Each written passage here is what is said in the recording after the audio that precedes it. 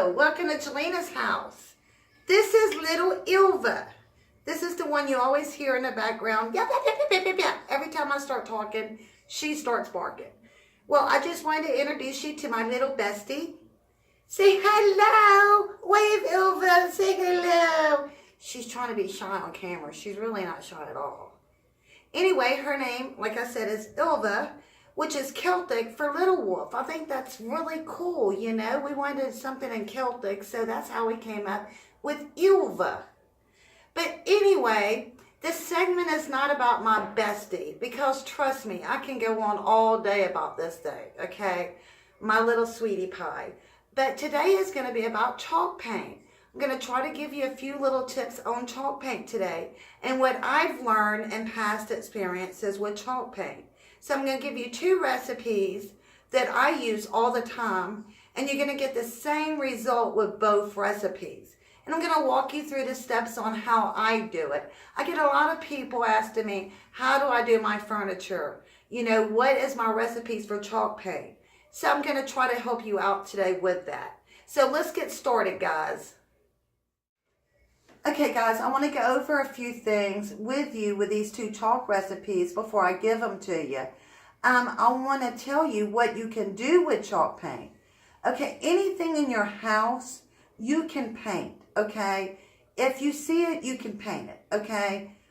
If you're outside, I recommend you don't paint your car because that's not recommended. But if you wanted to, hey, go ahead, put some little smiley faces on it while you're at it. But anyway, in your house, okay? Let me give you an example about chalk paint. Okay, when you take paneling, okay, and you decide to take some regular latex paint and you're going to paint over that paneling. Okay, as soon as you paint over that paneling, you take it with your fingernail and you hit it or something hits up against it, it's peeled, it's scraped off. You cannot take latex paint and paint paneling. It does not work. I mean, you have to put like a primer on it, then you paint it, okay?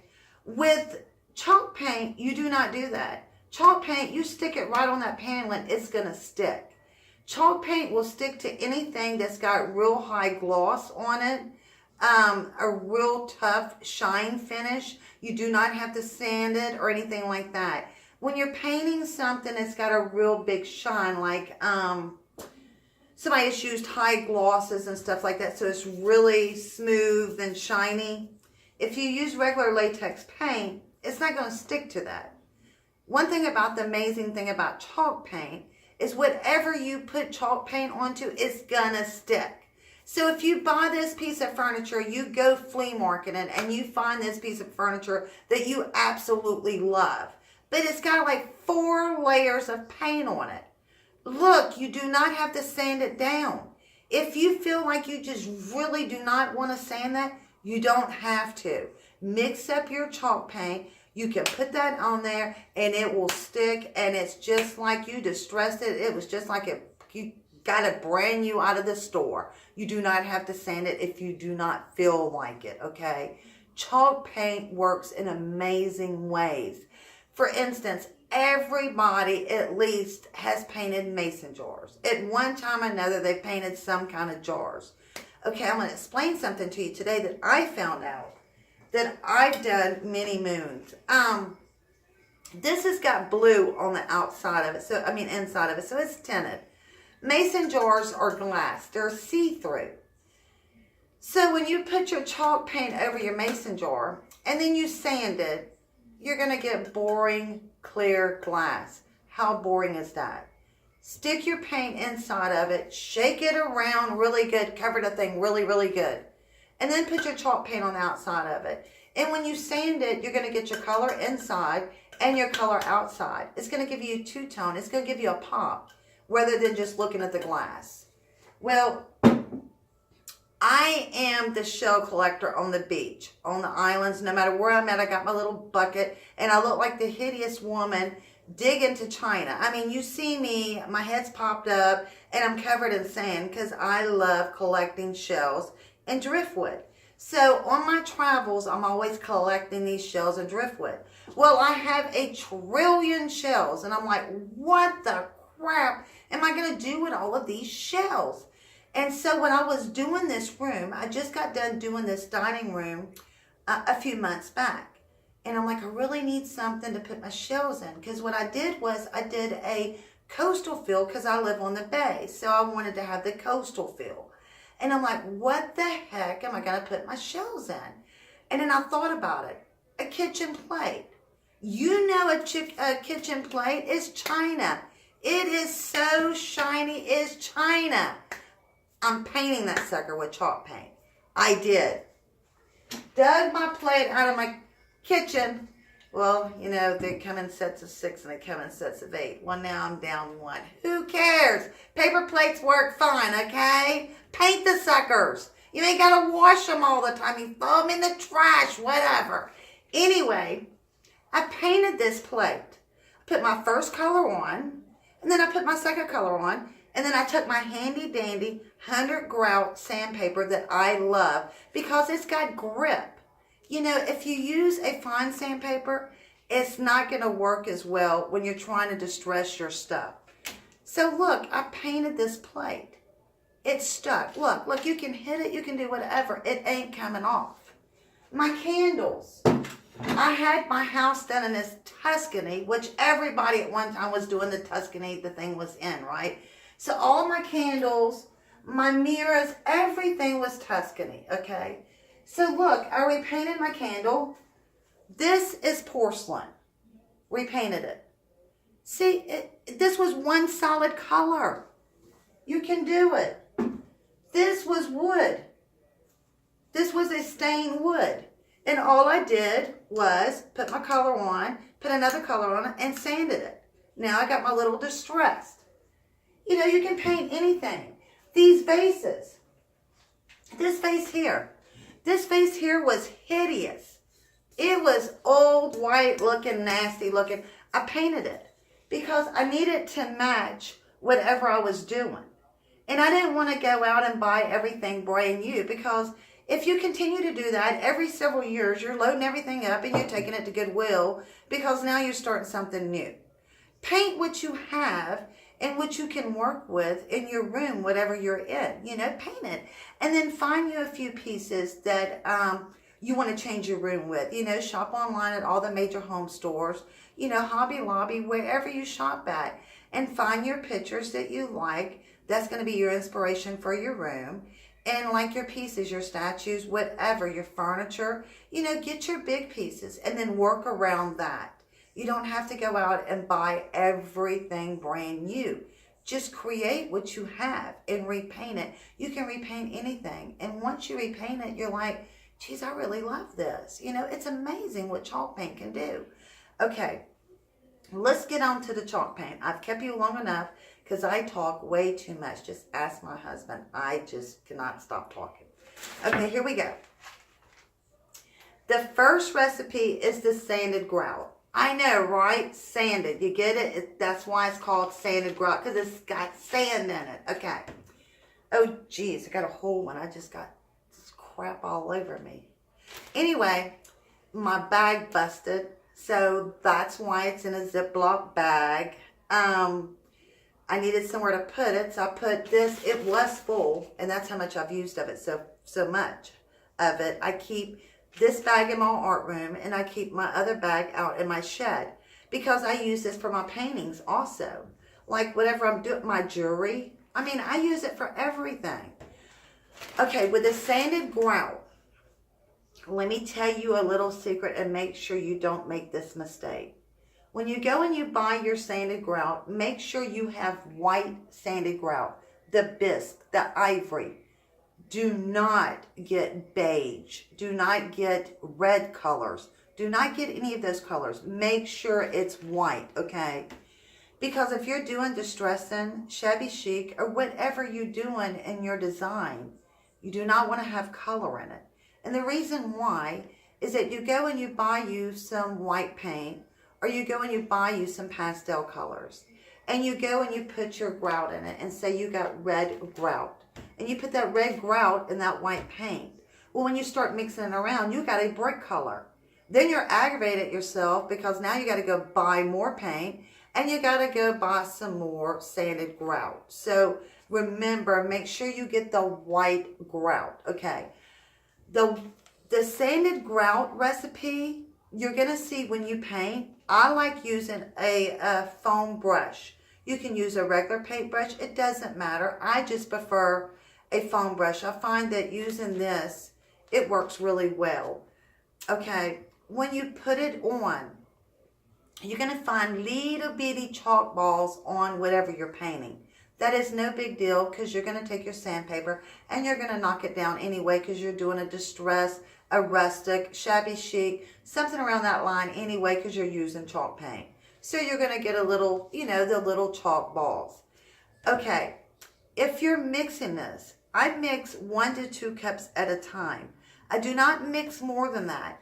And if you do mix 3 to 4 cups at a time, heck, you better be Wonder Woman or Superman or whatever, because you're going to have to get that on there fast because this dries fast. And make sure when you stir it up really good, you're going to have a paint stirrer. Make sure you leave that paint stirrer in there and keep stirring while you're using it to paint. You know, like when you're painting, stir, stir, paint, stir, because it thickens so quick.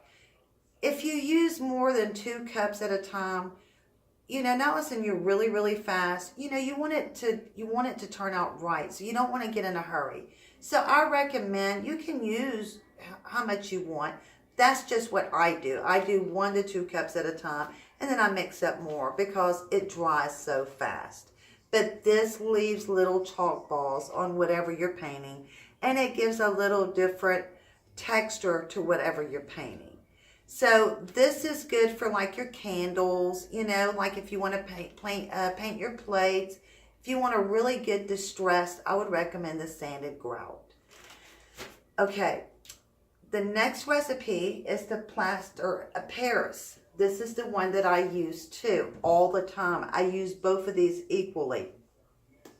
This is a baby powder, talking powder. This is really, really fine. So with this being really, really fine, it's going to go on smooth. You're not going to have any little chalk balls, anything like that. This is going to be really, really smooth. So for instance, if you wanted to do a toy box, or if you wanted to make a chalkboard or something like that, you would want to use this, okay? Because this is going to give you a smooth texture.